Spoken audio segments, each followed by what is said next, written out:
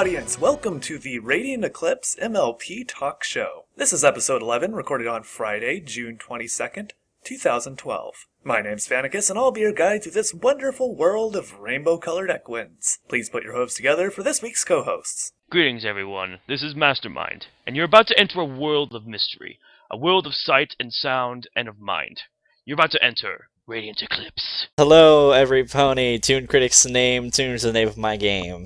I am the Toon Critic. Every week, we start the show by introducing our special guest. This week's show features Crescendo of EverFree Radio's official staff. Welcome to the show. Hey folks, I'm Crescendo of EverFree Radio, one of the show's hosts and one of the founders too.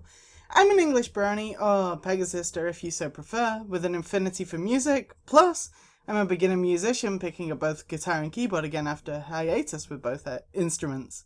I'd say my favourite character is Rainbow Dash, which is surprising actually because she's someone I relate with the least, but I'd say I relate most with Pinkie Pie, but as for my favourite episode, that's a tough one really. Looking back on my reviews, I've certainly dealt out a few 5s in the past, but I'd have to give this one to the Canterlot Wedding, both parts. The music in it is one of the biggest pros for me, and I was instantly in love with the episode the moment I heard This Day aria. I thoroughly enjoyed the episode prior to this point too. As for the fandom, the most enjoyable part of the fandom for me, it's no surprise that it's the music. Not to say the other parts of the fandom aren't amazing. I've always had a preference for music in my life really, but another part that comes into play with this is the fact that some of the musicians I've ended up talking to have become incredibly good friends. Yes, hello, I am the Toon Critic, aka Toon Critic Y2K on YouTube. I am a proud Chicagoan and have fallen in love with the series only a few months after it debuted.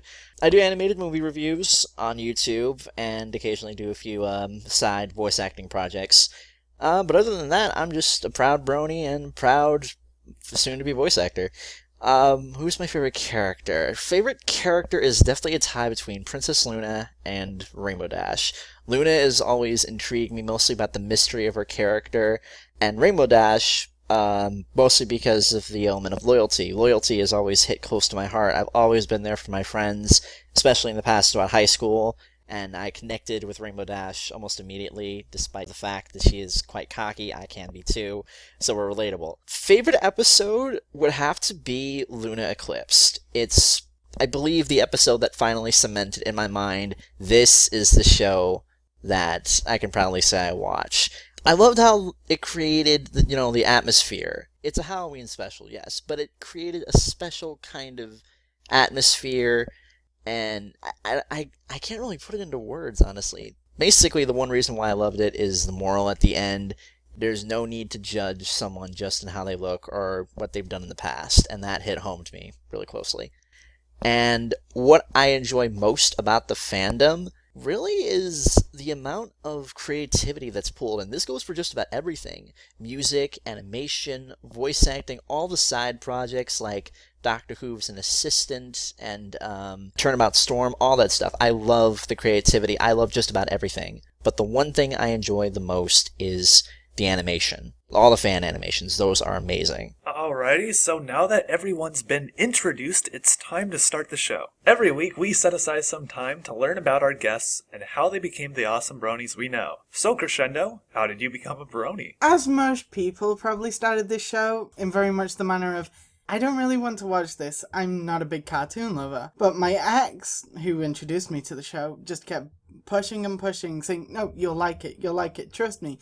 Come on. So I finally sat down and watched episode 1 and 2, and by that point, I was hooked. I just couldn't put it down. Sadly, I only got into the show at about episode 4, so I was waiting on the edge of my seat every Saturday to roll around. Luckily, this means I've survived one dry season between season 1 and 2 already, so I'm doing pretty good this time around. It's a good thing I got into the show right after the first season ended, and I didn't even have to wait long for the second season to come around. Same with me. When season 1 ended, I'm like, so is there going to be a season 2? And one dry season later, yay! So now we just gotta wait another one. Why did you decide to form EverFree Radio with the other staff? We were actually inspired to form EverFree Radio due to a good friend of ours, who you may know as Cyril the Wolf. Oh, we just had him on last week. He was one of our co-hosts. He's actually a good friend of ours, and he has his own show called Cyril's Silly Show, and we had one of our friends, who's also a founding member of EverFree Radio, on his show at one point, and this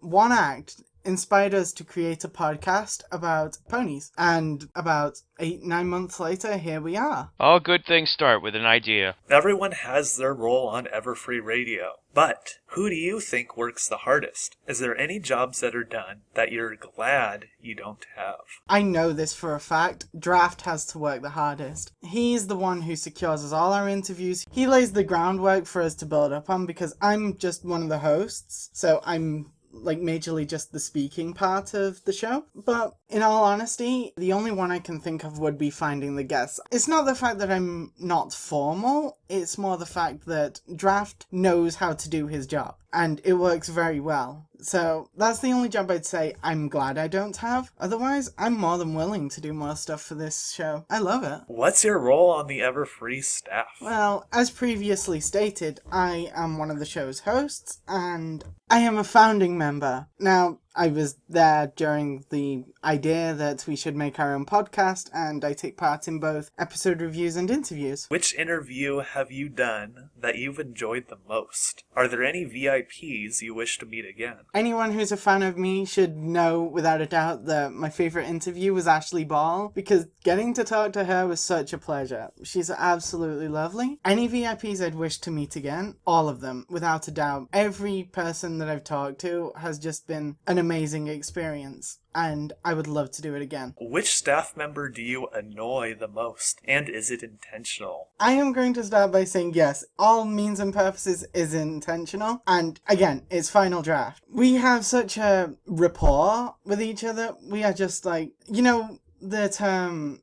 hate to love each other and love to hate each other is essentially that.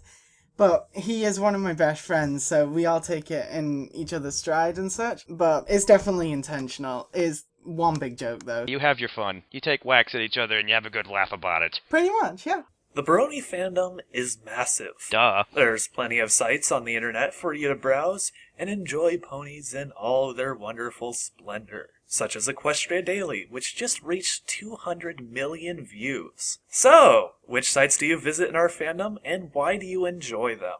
Well, I used to be a really big fan of Pony Buru, which is an image board where people post reaction images of ponies, among other things, until they went down and moved everything to Derpy Buru, and I have been spending a good amount of time there. I do occasionally spend some time on Equestria Daily, but there's so many posts, it's really hard for me to keep track of any individual thing, and I really only stop by there when I want to find a good topic for the show, because their news segment is pretty juicy with official stuff, so way to go, Sethisto. As for some of the other sites I visit too, YouTube, I'm a lot because people post PMVs, people post animations, they post music videos, they post music, everything you can find that you could possibly want, including the episodes of the show itself, you can find on YouTube. So it's a great site to go to get your pony fix. I'm kind of surprised considering how Buy some apples! YouTube's copyright thing is. I'm surprised they're allowing all this stuff to be up. It's because they can't control it. They're just so outnumbered. I think they're resourcing their staff to do better things. And the only people who are getting it attacked are the ones who are being pretty much signaled out by haters, which happened to me 4 times in a row. 4 accounts were taken down. Somebody asked in the comments of the last video why I was official Vanacus. That was because Vanacus at YouTube was originally had its upload rights revoked because of copyright issues, because My Little Pony is a copyrighted show, and some person had a bug up their butt and decided to give me a hard time. It proceeded to give me a hard time for 3 more YouTube accounts. So that's the story. That's why we upload through EverFree Radio. Plus they have a pretty swag audience, so we love you guys. I do enjoy using YouTube. SoundCloud is another great place to get music, as well as Bootcamp. A lot of the artists and independent artists like to post their music there. You can buy their albums there. Great place to be. MyLittleFaceWhen.com. It is also full of pony reaction images. Sometimes if I need a good reaction image for a blog post, I'll go there. Speaking of blogs, Vanacus.com is in fact a Tumblr, and I do use the Tumblrs. Recently, I just said thank you to a lot of the people that I follow and started reviewing the blogs of the people I followed, because some people,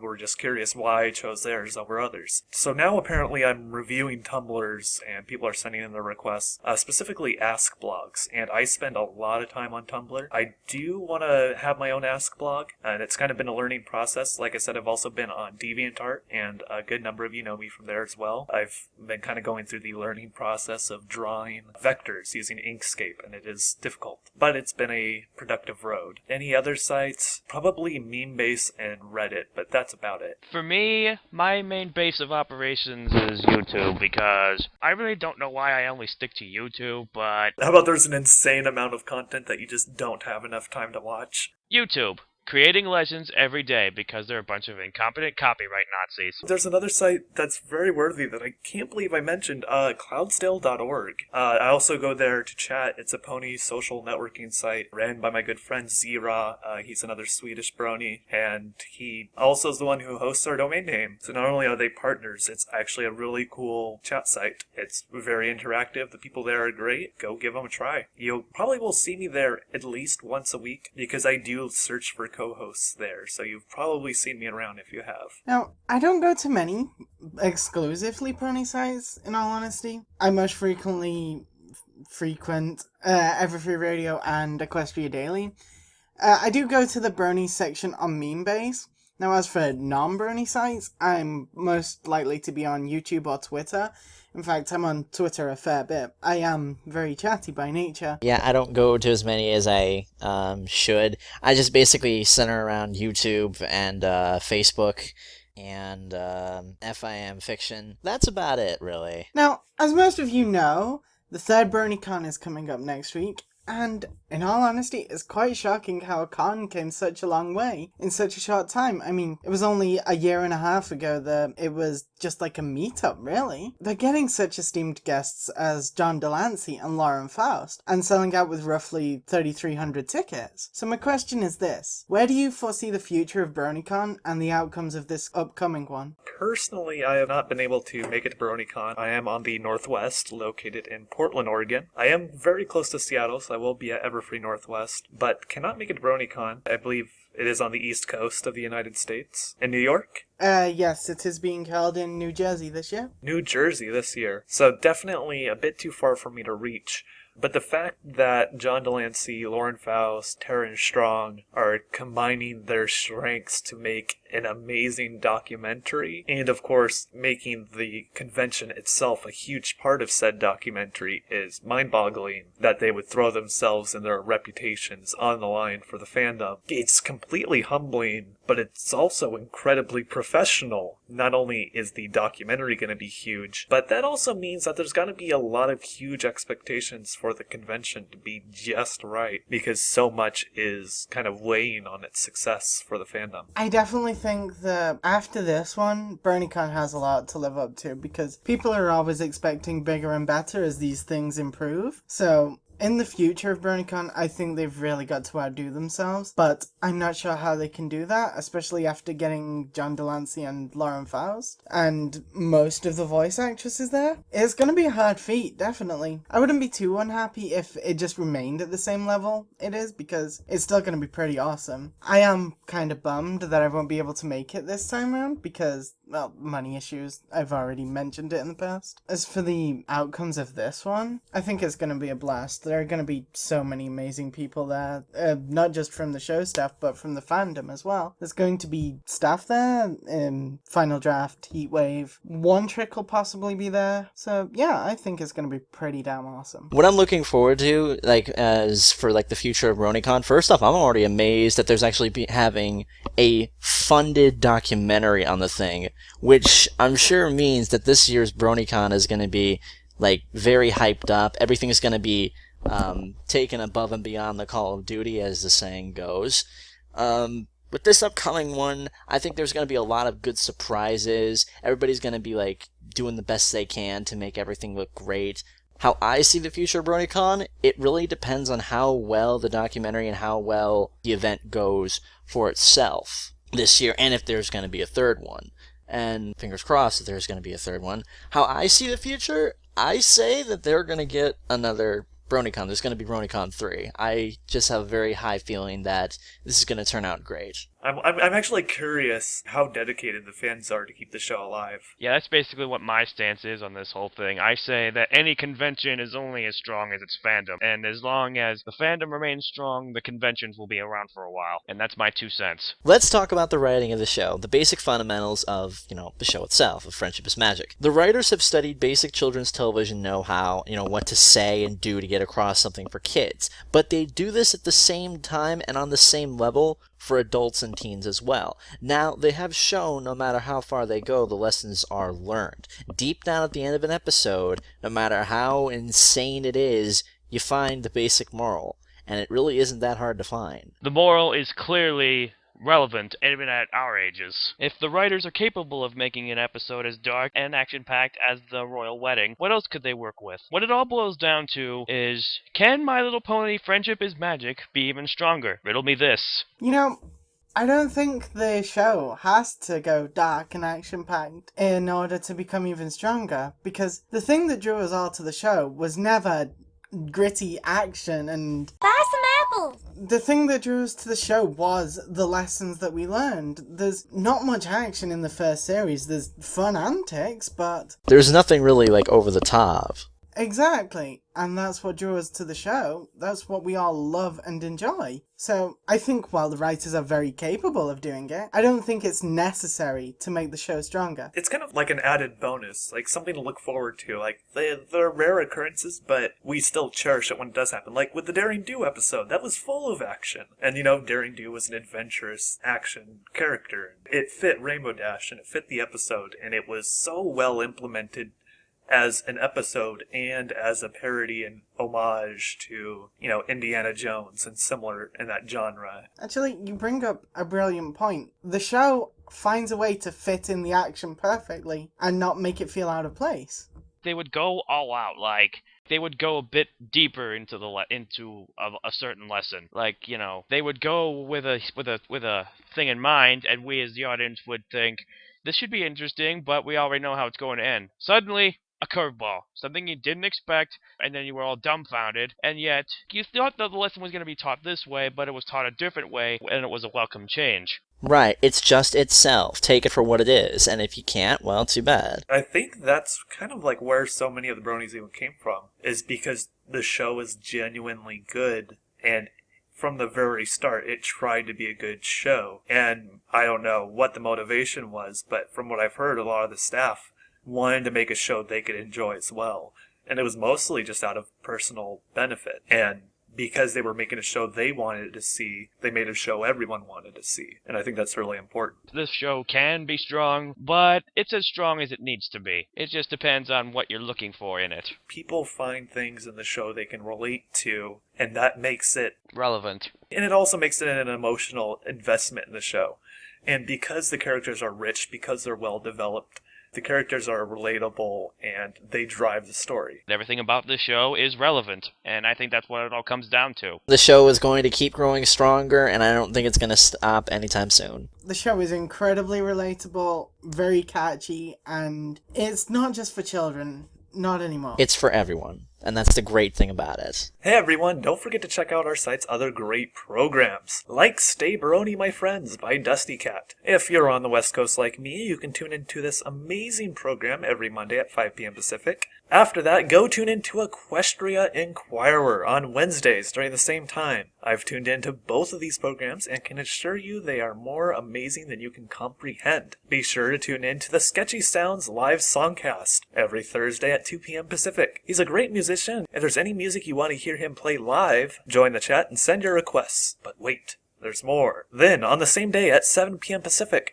tune in to the Brony Breakdown. It's a live stream hosted by Saberspark and Paleo. Each week, they will discuss happenings during the previous week, from the comings and goings of voice actors to major events in the fandom. They strive to keep you updated on what is going on in the community. If you want a show that's similar to our own, but specializes in cool media like artwork, music, and videos, be sure to add this new program to your agenda. You won't regret it. And every pony loves Fridays, and so does your Queen of the Night, Nightmare Moon. Join her as she takes over alongside the Lunar Republic at 4 p.m. Pacific, as viewers like you directly request your favorite songs from various Brony musicians. And you'll regret missing out on Saturday Night Songs with Michelle Krieber, the voice actor of Apple Bloom and singing voice of Sweetie Belle, as she joins the EFR audio stream and premieres her new music and interacts with the audience live in the IRC chat. You can find her program live at 7 p.m. Pacific. And to finish off this week, before you hear from us again on Sunday,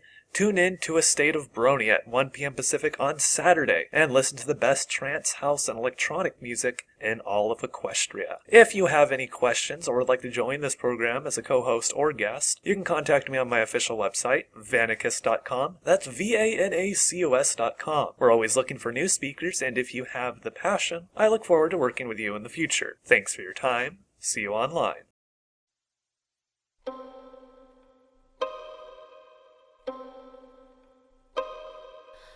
Come, little children, I'll take thee away into a land of enchantment.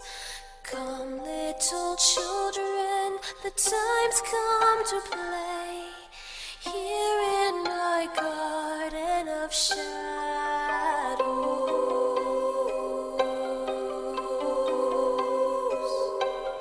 Follow, sweet children, I'll show thee the way through all the pain and the sorrows.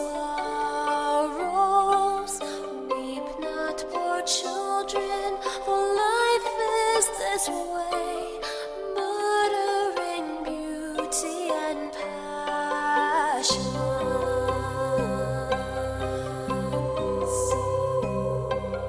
Hush now, dear children, it must be this way, to weary of life and deceptions. Rest now, my children, for soon we'll away into the calm and the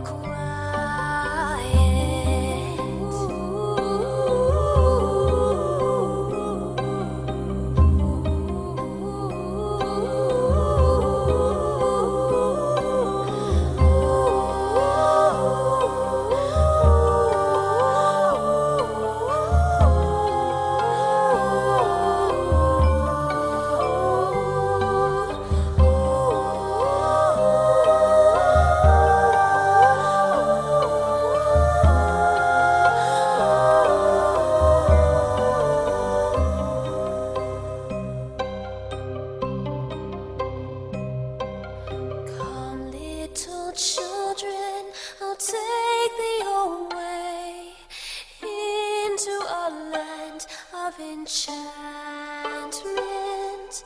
Come, little children, the time's come to play